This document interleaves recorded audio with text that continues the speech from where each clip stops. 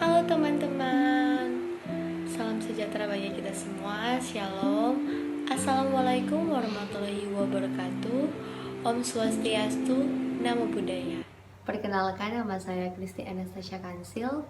Saya salah satu mahasiswa yang ada di Universitas Samratulangi Manado, Fakultas Ilmu Sosial dan Politik, jurusan Administrasi, Prodi Administrasi Negara. If you found the one, you should never give her up. I think it's the way life changes when in love. Ya, jadi pada saat ini saya akan membahas tentang pengambilan keputusan secara objektif dan konstruktif. Yang pertama, pengertian pengambilan keputusan. Pengambilan keputusan dapat dianggap sebagai suatu hasil dari keluaran dari proses mental yang membawa pada pemilihan suatu jalur tindakan di antara beberapa alternatif yang tersedia. Setiap proses pengambilan keputusan selalu dianggap satu pilihan final. Keputusan dibuat untuk mencapai tujuan, pelaksanaan, atau tindakan. Saya mengambil satu definisi pengambilan keputusan menurut ahli George R. Terry.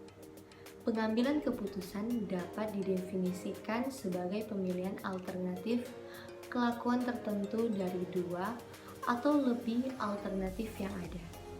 Berdasarkan penjelasan di atas, dapat disimpulkan bahwa pengambilan keputusan adalah proses pemilihan alternatif solusi untuk masalah. Secara umum, pengambilan keputusan adalah upaya untuk menyelesaikan masalah dengan memilih alternatif solusi yang ada. Yang kedua, teori pengambilan keputusan. Terdapat 3 teori, yaitu teori rasional komprehensif. Teori pengambilan keputusan yang paling dikenal dan mungkin pula yang paling banyak diterima oleh kalangan luas, yaitu teori rasional komprehensif.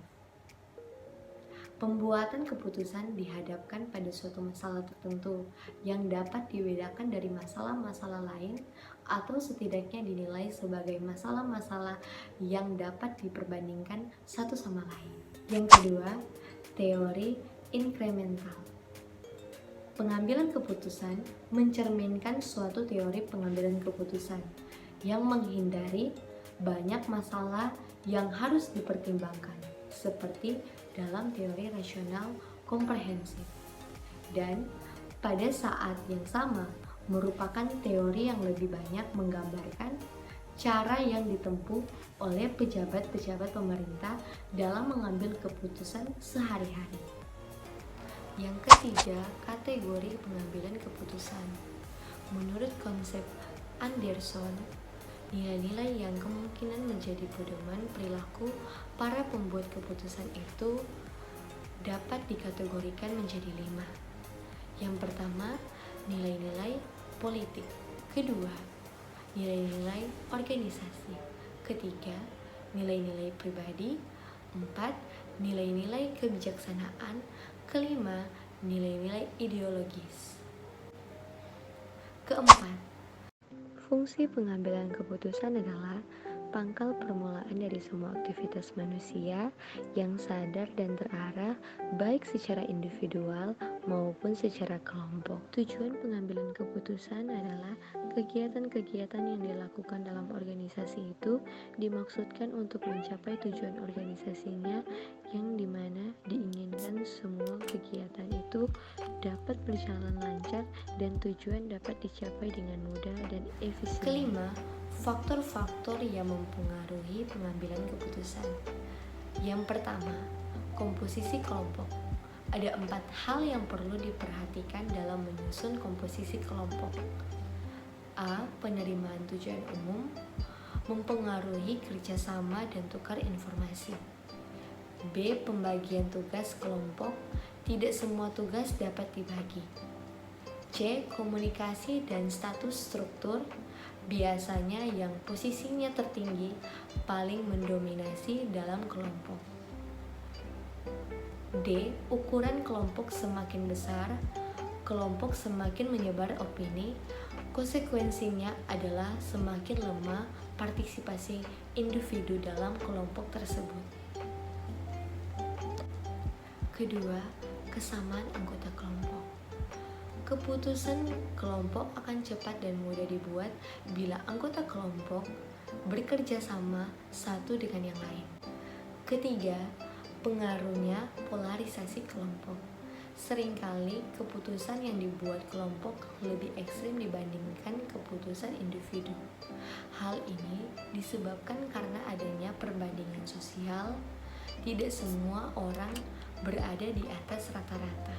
Oleh karena itu, untuk mengimbanginya, perlu dibuat keputusan yang jauh dari pendapat orang tersebut. Keenam, terdapat model pengambilan keputusan. Yang pertama, model pengambilan keputusan dalam keadaan kepastian.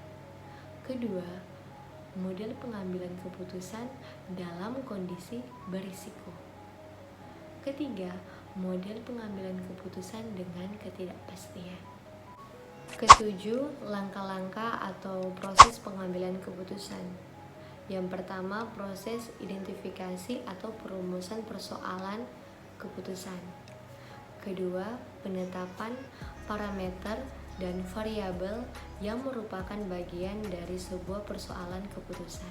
Ketiga, penetapan alternatif-alternatif pemecahan persoalan. Alternatif pemecahan masalah didapatkan dari analisis pemecahan masalah. Keempat, penetapan kriteria pemilihan alternatif untuk mendapatkan alternatif yang terbaik. Biasanya, kriteria pemilihan ini didasarkan pada payoff atau hasil dari keputusan.